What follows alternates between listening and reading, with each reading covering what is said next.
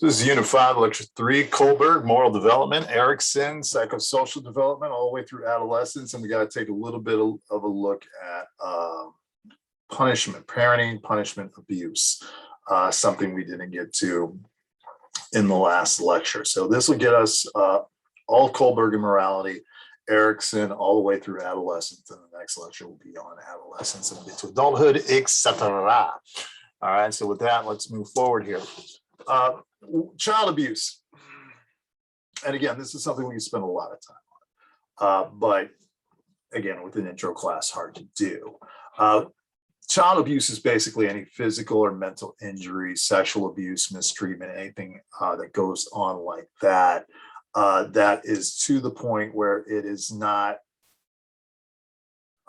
doing its job, which again, it's always about correcting behavior. When you're going beyond correcting behavior, when it becomes personal, where the parent is yelling at the child, not to stop the child from doing bad behavior, but the parent is having a bad day and they're displacing their anger on to someone else. That's where the issue is more with the parent than it is with the child. And a lot of times it's the parent taking stuff personally that they shouldn't take personally. You know, my kids do dumb things because they're kids. That's where they are. That's where their mindset is. And for me to get all upset and take it out on them or yell at them, it doesn't make much sense for me to do. Majority of cases of abuse go unreported because what's abuse?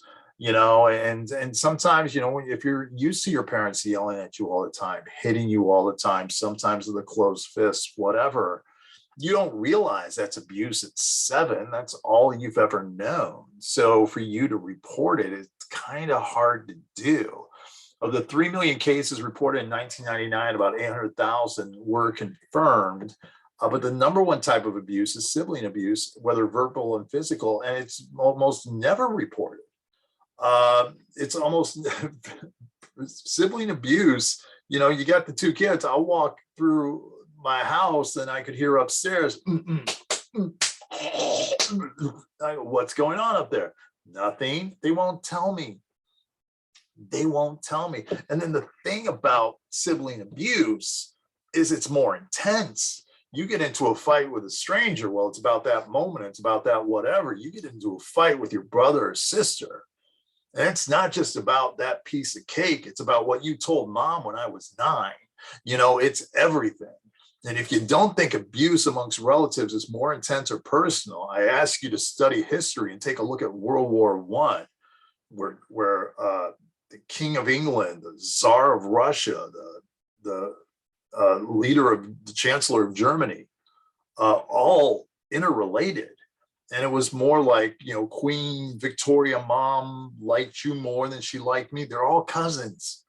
And so it's about family and all these other things. Now, the Cinderella effect is the idea that abuse is more likely from step parents. Now, there's not really studies to support this because there's also the idea that biological parents are given more leeway, that if a blood parent yells at their child or punishes their child in some physical way, it's a little bit more excusable because there's blood there as opposed to the step parent. Now, are there some step parents that go over a step?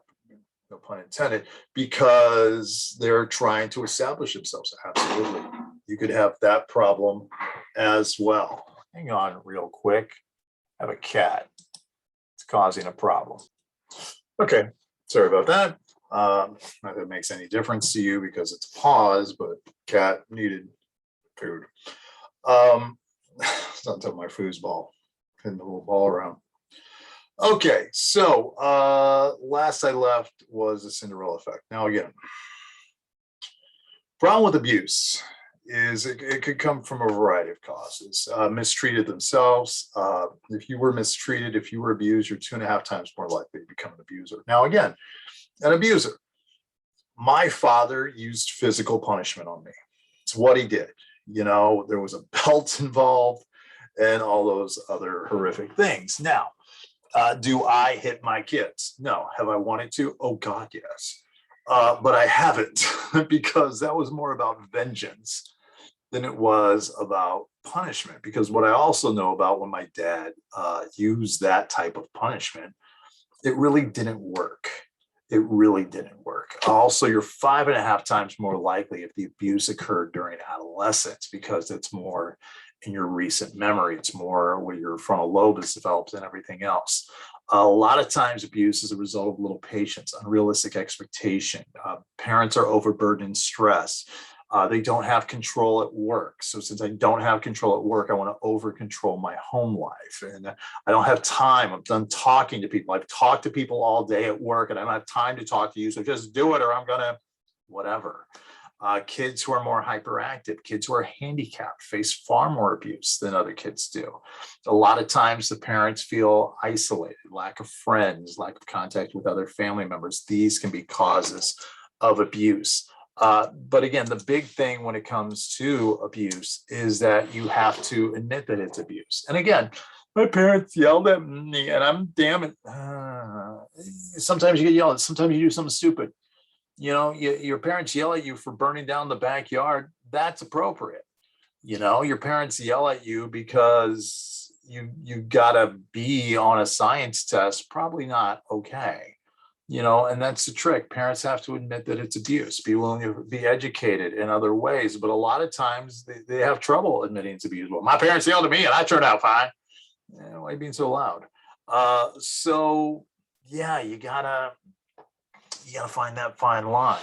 So again, the impact of abuse is it teaches children lessons to get others to do what you want. You use abusive tactics, you abuse them, you belittle them, you yell at them, you physically threaten them. And they take that and they put it into their own relationships. You know, you get, even when the mom abuses dad or dad abuses mom, the child watches that and goes, oh, well, that's how I'm supposed to treat someone I love. Yelling is love. Robs children of their childhood. Older children have to become more protective of the younger children. Creates mistrust. If I can't trust these people that I live with, who the hell out there can I trust? Loss of self-esteem, other antisocial behavior. Abused children develop PTSD, have decreased volume in the hippocampus because they don't want to remember certain things.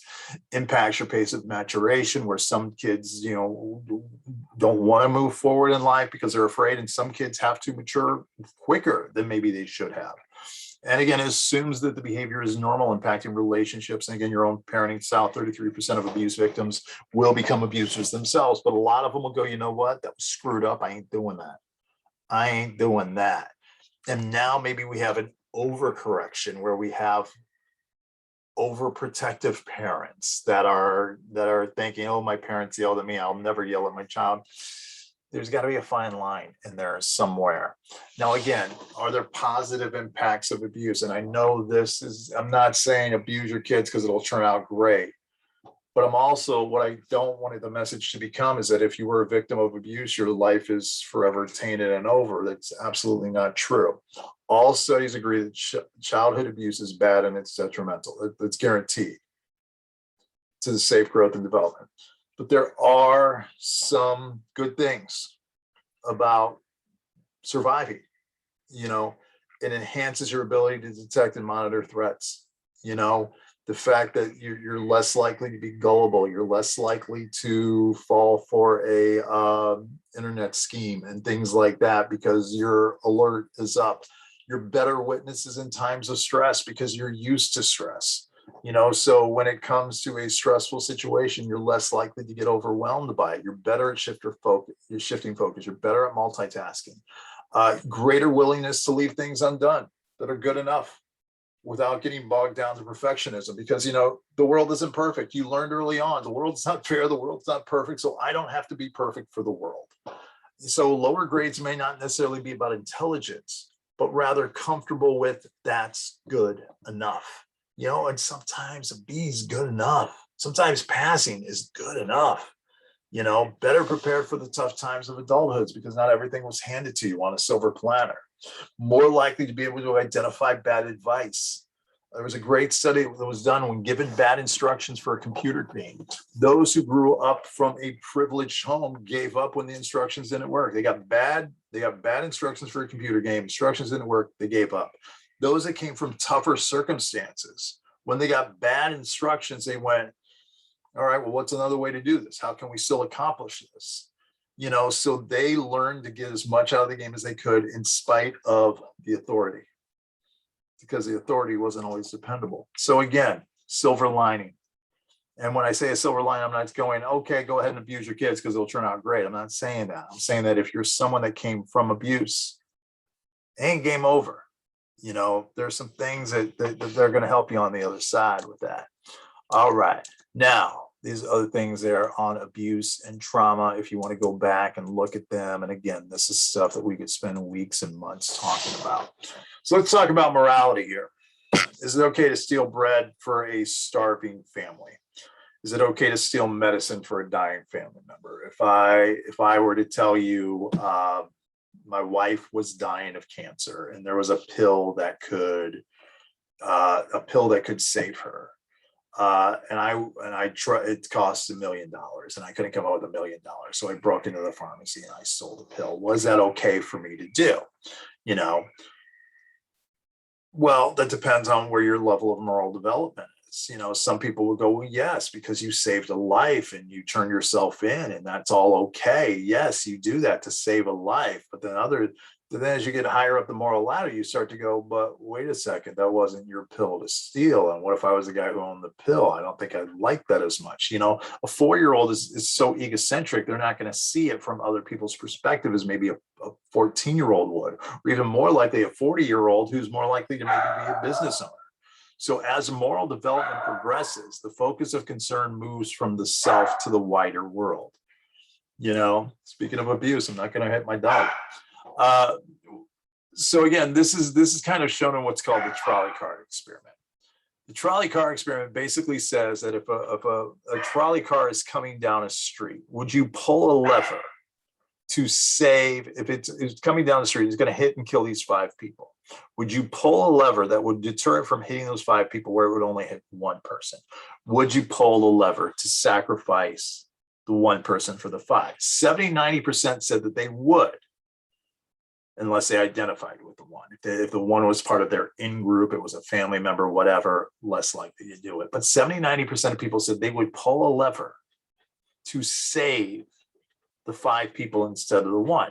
But when asked in the same situation, if there was some stranger who was humongous, and again, this doesn't really work, but this huge person, if I push him off a bridge and he hits the ground and he gets in front of the trolley car, he is actually big enough that he would stop the trolley car. So I'm going to sacrifice his life to save those 5. Would I do it? 70-90% said they would not. They would not. Because you're actually physically touching that person. Pulling a lever, no big deal. Pushing a person, well, now that's murder. Isn't this also murder? No, it's saving. Isn't this also saving? No, it's murder. Now, again, if the person's from a different group, if the person's a different ethnicity, you know, that number does go down. Okay. But pulling a lever is not as personal as pushing a person. So there is this idea of detachment, but it's really the same moral question. But it's the difference between pulling a lever and pushing a person. It's the difference between a guy in a plane shooting at victims versus a guy on the ground shooting at victims versus a guy, you know, on a military base in Colorado Springs flying a drone that's going through the Middle East. They're all doing the same thing. Yet the guy on the ground is far more likely to get PTSD than the guy who's in the Air Force Base in Colorado Springs. No, it is possible for the guy at the Air Force Base in Colorado Springs to get PTSD. He's not completely free of it, but he's less likely than the guy who's on the ground. Okay. So again, when it comes to moral development, there's 3 different levels of moral development. The first one is called what's called pre-conventional morality. And this is infancy through childhood, where egocentrism is all about self-interest. So everything you do is about, I don't want to get punished. I don't want to get punished. The act of right or wrong is spent on would it elicit punishment. Don't eat the cookie. If you eat the cookie, you'll get in trouble. So I'm not going to eat the cookie because I don't want to get in trouble. I don't want to get yelled at. I don't want to get punished. Okay, so this, I will not eat the cookie. So I'm just concerned with that. And then within this, I'm also doing decisions that are going to benefit me. I don't want to get in trouble. I don't want to get grounded. I don't want to get, you know, whatever. So the goal is to avoid punishment and also receive rewards, because it gets weird. Clean your room, you'll get a cookie. So it's weird because the cookie is suddenly a reward, but before I was being punished for it. And this is why aggression peaks from 2 to 4, because from 2 to 4, punishment is being introduced for the first time.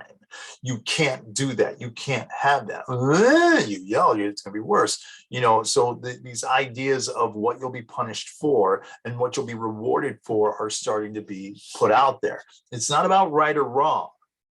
It's not about morality. It's about, am I going to get punished? Am I not? Now, sociopaths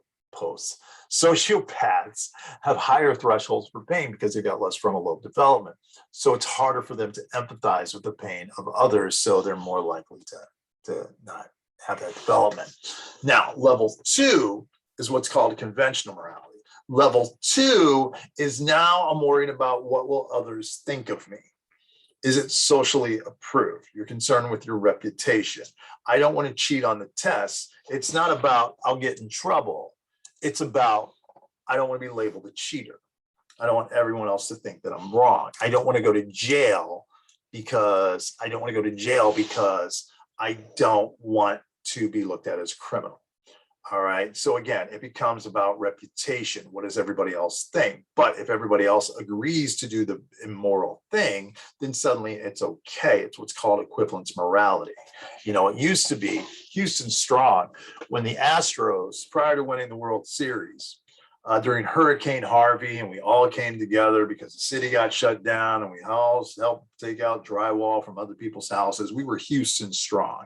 But then as soon as the Astros got busted for cheating because they were banging on trash cans, giving cues to, what the pitch was or anything else, as soon as that came down, if you were against the Astros, you go, well, they cheated.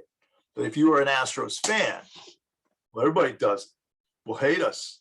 Go ahead, hate us. Everybody, Yankees do it, Red Sox do it, everybody does it. It's still wrong. But suddenly it's okay because everybody does the wrong thing. Everybody's speeding. It's still against the law. Everybody's cheating. It's still wrong. But you become okay with it because I'm not the cheater. Everybody's doing it. So sometimes that encourages immoral behavior. And also, is there a societal law against it? And you'll get these people. Well, there's no law that says I can't. Could you walk up to someone and tell them that they were ugly, they were stupid, they were a waste of space, and they should go home and kill themselves? Could you legally go up and tell somebody that? Sure you could. Should you? No. There's no law that says I can't. And that's where a lot of us get stuck with our morality. Well, there's no law. There's no law. There's no law. All right. So again, that's a problem. The goal is to be a productive member of society, which includes following laws. You don't want to fine, you don't want to go to jail, but I also don't want to be a criminal. So if there's no law that says I can't, it's okay. Now, again, the judge may feel bad for the person who got conned, but if the con artist didn't break the law, they cannot legally be punished. They played the system, and a lot of people stop development at this stage. You can cheat on your taxes and play with all these loopholes that are legal. You beat the system. It's okay. Yeah, but you're not paying your share. You're not paying your share. So then we get to what is called post-conventional morality, which is level 3. This is adolescence through adulthood. So the act is right or wrong, depending on you give up some desires for the protection of the group. Okay. Because what you want to do is you attempt to help but not offend other people. You act in a socially acceptable way, even though there's no law that says you have to. You hold the door open for someone. There's no law that says I have to hold the door open, but it's the right thing to do. Even though you've got the green light, someone else got a red light, you say, go ahead, go ahead, go ahead. Or you got to the stop sign second, you let them go because it's better. It's better to do things that way. And then we get to personal beliefs that are greater than law. You follow the golden rule that we treat others the way that we would want to be treated. You start to follow moral laws.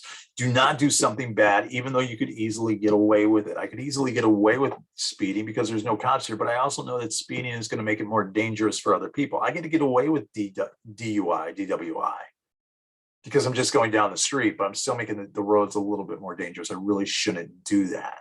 The rational comes from within, very egotistical, very self-righteous. But to live outside the law, you must be honest because you don't think the law is just. These 4 men in Greensboro, North Carolina, that sat at this lunch counter, even though it was segregated, were breaking the law. But they felt the law was unjust. In the same way, and I'm not equating these, but it's the same level of thinking that on January 6th, all these supporters of President Trump who had lost the election went to Washington, built gallows, attacked the Senate and the House while they were in session trying to certify the election. They felt right morally. They knew they were breaking the law, breaking an entry. They knew they were doing the wrong thing, but they were thinking that was a law that needed to be broken in order to express my view, because I feel my view is not being heard. So whether you believe or disagree with this group, or you believe or disagree with this group, which are on separate sides of the spectrum, the reason they did it, the justification for their behavior, was that the law was wrong. Now, again, you can fall down on whether the law is right or wrong, whether these people should have had this insurrection, or whether these people should have sat down at a lunch counter. But both of them, that same idea of, you know, what you're doing is illegal.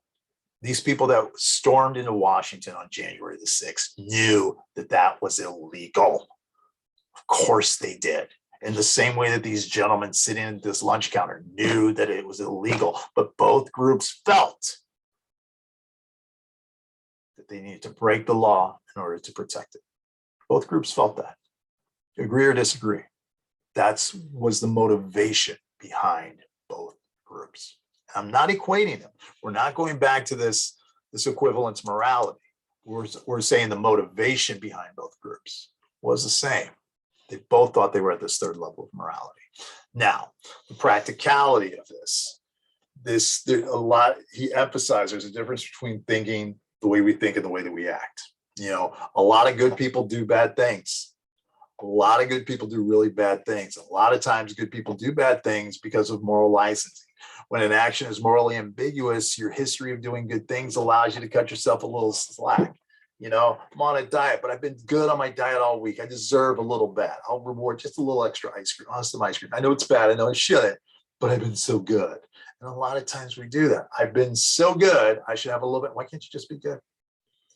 No, I deserve a little bad. So again, when it's a little ice cream, no big deal. But when you use it to justify cheating and discrimination, well, you know, I don't usually cheat. So this time it's okay that I do. I'm not usually racist.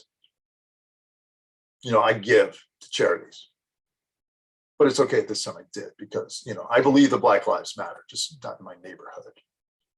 That's when it starts to become a problem. You see that? Moral cleansing. We try to do good to make up for the guilt of being bad. You know, the reason that we'll give at church because of our guilt for doing sins. You know, it's like our morality is a credit card, and I want to do more good than bad just to keep me above water and make sure I don't go to hell or whatever. A lot of times we'll laugh at things that are completely inappropriate. If something is harmless, it's boring, but a violation is offensive, but does it fall into that little middle area? Largely depends on, does it hit too close to home? For example, if a friend loses $20, it's kind of funny. It's $20, you know, but you're fine, $20, whatever. You lost $20, it's kind of funny. But if they lose $2,000 and they can't pay their college tuition, well, that's a tragedy. Or they get evicted from their home, that's a tragedy. You know, $20, it's kind of funny. You know, well, you can tighten up, you'll be fine. 2,000, oh my God, it's a tragedy. Stranger loses $20, whatever. Stranger, I don't know that person. I don't know they're $20. They're going to Starbucks or whatever. They lose $2,000. It's hilarious because it wasn't us. It was a stranger. It didn't happen to somebody I know. That's why when we watch a game like Deal or No Deal, and we see that person has that money, and then they went for the next thing and they lost it, we're just like, oh man, you idiot. We laugh at that. That's hilarious. They lose $20 in Deal or No Deal. It's not funny. They lose 200,000. Oh Lord, stop! I got to watch some more of these idiots. You know, Deal or No Deal. It should be okay. There's all the. I just take your briefcase. You know, you should stop right there, but we don't. So we want to laugh at these people. This idea of Schadenfreude, to the joy of other people's misery. You know, and can we stand up to others? Now, again, most of the debate focuses on this post-conventional level of morality that we talked about, but a lot of people would argue that Kohlberg's results are kind of biased, You know, he focuses on individualistic cultures, very Western cultures, whereas Eastern cultures, Asian cultures are a little bit more collectivist. That if you step outside the group, you go outside the law. There's no bigger sin. So there's a little bit of cultural bias to it. His results are also a little bit sexist. You know, men have the opportunity to think in the abstract, where women have to be much more collectivist, much more about the group, much more on those things. You know, when it comes to sexual relations, men are focused on immediate satisfaction. Women are more focused on social repercussions, the value of the care over the justice, the value of this could result in this, and this.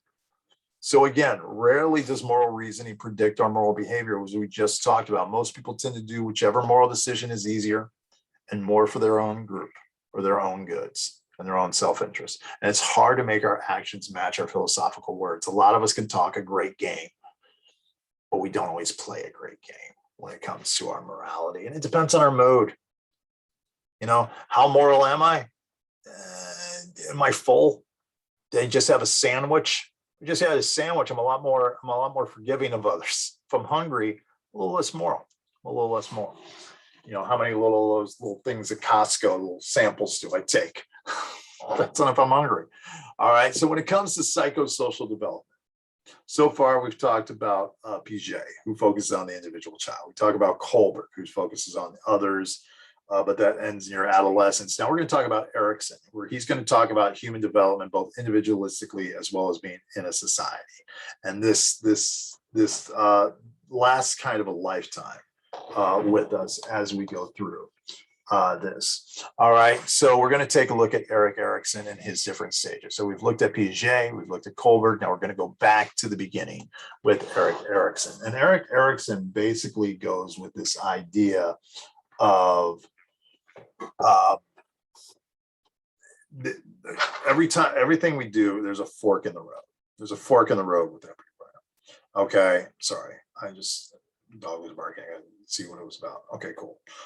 There's a fork in the road with everything. It's this versus this. And do I go to the left or do I go to the right? And so when we're going to go back and cover a lot of what we talked about here with Piaget.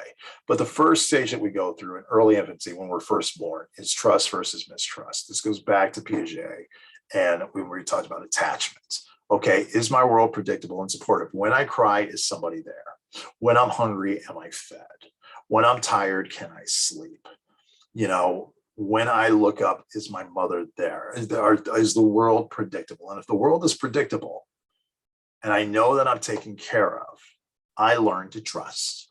But if I learn at this time that my needs are not taken care of, I learn that the world is unpredictable and anxiety is more likely to surface in my life. So that's stage one, trust versus mistrust. Stage two is autonomy versus shame and doubt. Now, a lot of you guys, if you've ever dealt with a 2-year-old or know that stage of a 2-year-old, we refer to the twos as the terrible twos. And the reason that they're called the terrible twos is, as we talked about before with morality and punishment, this is the first time where a 2-year-old or 3-year-old is told the word no. You can't do that. You can't just cry and get a bottle. You got to wait until it's dinner time. You can't just sleep wherever you want. You can't just go to the bathroom wherever you want. There are limits. You got to control things. Okay, so the child is learning, can I do this? Can I tie my own shoes? Can I paint? Can I pour my own milk? You know, I want to do it. And you hear this all the time from a 2-year-old. I want to do it by myself. Let me do it by myself. I'll do it. I want to walk by myself. But then after walking a while, they get tired, hold me, pick me up, carry me. You can't. So they learn, can I do something or can I not do something? Do I have autonomy? Or do I have shame and doubt that I can't do things? And again, a lot of this has to do with the environment. Oh, you're stupid. You can't tie your shoes. Oh, that's dumb. So a lot of it has to do with the parent. You know, if you yell at a child over spilled milk, instead of going, okay, well, now we got to clean it up. Now let's try to pour from a cup instead of the big gallon thing. Let's start with a cup and work our way up. You build them with the successes, and these little successes lead to confidence. But the tantrum that children have, the amygdala and the hypothalamus are not working at the amygdala and the hypothalamus are working at 100% capacity, but the child has little to no prefrontal cortex. So when they're having a tantrum, you know, the amygdala has taken over but there's no logic behind it. Because when you ask a 3-year-old, why are you crying? They're like, why aren't you crying? You know, you can't just tell me what you're upset about. And they go, they can't. They can't. And sometimes anger and sadness are happening at the same time. They're so angry, but they're so sad. And they're two conflicting emotions. So the parent has to be calm. You got to be calm during this time. And when you're calm, they're calm. But if they start to, you say, why are you screaming? Why are you? That's fuel to the fire. It's fuel to the fire. So again, autonomy. Can I do it myself? Can I have confidence or shame and doubt? I'm a bad kid. I can't do it. Stage 2. Stage 3, initiative versus guilt. 3 to 6. Now the child's going to start to do activities. You're going to start to get involved with other people. You know, am I good or am I bad? Can I do these things with others? You get a natural curiosity. You want to try things. And if you're successful at these things, fantastic. But if you're scolded about these things, you're going to feel guilty about it. You know, if you the 5-year-old that asks questions to everything, you know, why is the sky blue? Because the atmosphere. Well, why is there atmosphere? Well, so we can breathe. Well, why do we need to breathe? Well, maybe you shouldn't breathe. You know, if that's how you treat the child, and the child's like, well, I'm getting threatened with death if I ask questions. I shouldn't ask questions anymore. But if the child is given, no, you should ask that. You know, you should. You know, let's work with your curiosity. So that's why it's very important that you answer these questions. This is part of the reason that there's no grades in preschool or kindergarten, because it should be about, I should be able to just ask about anything. You know, this is why kids are more likely to have imaginary friends. 45% of kids report having imaginary friends. They tend to have more real friends and more social connections due to the practice with the imaginary friends. The stuffed animal that feels alive. I'm learning to socially deal with this stuffed animal. So it's going to help me deal with friends. It's good. It's good stuff. 3 to 6. Great. Okay. But also, we start to characterize kids at this time. During the early stages of development, appropriate gender roles are beginning to take shape between boys and girls. And nothing really exposes the gender roles more than this guy right here. This is a Happy Meal menu at McDonald's. Well, it's not the menu. These are the toys that are available. Okay. And this is just a random one that I picked up here. And notice the difference between the boy toys and the girl toys that you're looking at down there. Notice the difference between those. When you look at the boy toys, these are big monsters with big muscles and big fists, you know, big monsters, fists, you know, boom, boom, punch, you know, punching black and blue, bruising, punching boys and balls, apparently magical balls. These balls, I got balls and I'm punching. So punching black and blue balls, that's what boys do. Girls, on the other hand, have pinks and pastels, very pretty, and they have ponies, little ponies. And the ponies are very feminine, very big eyes, which make them pretty, and long hair. Long hair is pretty hair, beautiful hair. And your little gift is a comb. You get the comb hair. Could you imagine giving a 5-year-old boy a comb as a gift? But a girl is given a comb because pretty is very important. And as a result, this is what we tell kids. We tell, you know, if you're a girl, you get the pretty pony. You're a guy, you're punching balls. That's what you're doing. That's what society says. I once took my daughter through a McDonald's drive-through, and it was ponies and cars. And she said, "Daddy, can I get the Hot Wheel?" And I said, "Sure." She goes, but I'm a girl. And I go, "Yeah." She goes, "So I'm supposed to get the pony, but I got enough ponies. I want the Hot Wheel. Can you tell them I'm a boy?" I go, "I'm not going to tell them you're a boy. Just get the Hot Wheel. No big deal." So I go in this tete-a-tete argument with this guy at the thing. And finally, I just, I got tired of the argument. I go, "Okay, fine. It's a boy." And she thought we were breaking a law. You know, boys are encouraged to be boys and play around and act tough. And when girls do that, you're not being pretty. You got to dress, sit, crisscross applesauce, all that. When girls can play around just as much. But this study over here shows the frequency of statements. Girls that are playing 4 times an hour, be careful. 9 times an hour, you're going to hurt yourself. 9 times an hour, stop doing that, Susie. Once every 2 hours were the girls encouraged with their play. Boys were encouraged 3 times an hour. Only once every 2 hours were they told to stop. Only once every 5 hours were they concerned about them hurting themselves. And once every 2 hours were they cautioned. Higher, higher, faster, faster, run, run. Oh, Sally, settle, wait your turn. And as a result, is it any wonder that boys are more diagnosed with ADHD? You told us 4 or 5-year-old boys run around, faster, faster, faster. They get in the class. They can't. Whereas girls can. They develop that. And speaking of getting into school, 6 to 12, now we've got industry versus inferiority.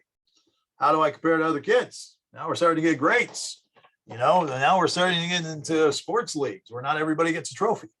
There's winners and losers. Whereas, you have 5-year-old soccer club or fair, fun, positive soccer, and no one's keeping score and everybody gets a trophy. There's no one keeping standings. That's great at 5. But now you've got to start to realize that, hey, I'm not good at baseball. Maybe I should stop playing. I'm not good at this particular sport. Maybe I should find something else, find another strength. And it's okay to have this. This is why grades are great. But when parents start to put this pressure on grades and teachers start to put the pressure on grades, oh my God, it's a STAR test. You better have a drink and a snack the next day because it's the STAR test. You better get enough sleep. It's a STAR test. And now, of course, we realize the STAR test doesn't mean anything. But we're told at this time, it's going to compare you to everybody else. No one's gotten left behind because of their STAR test scores in elementary school. But we're told this, and it gives us anxiety at this time. And we feel like if I'm falling behind in this, I'm falling behind in other ways.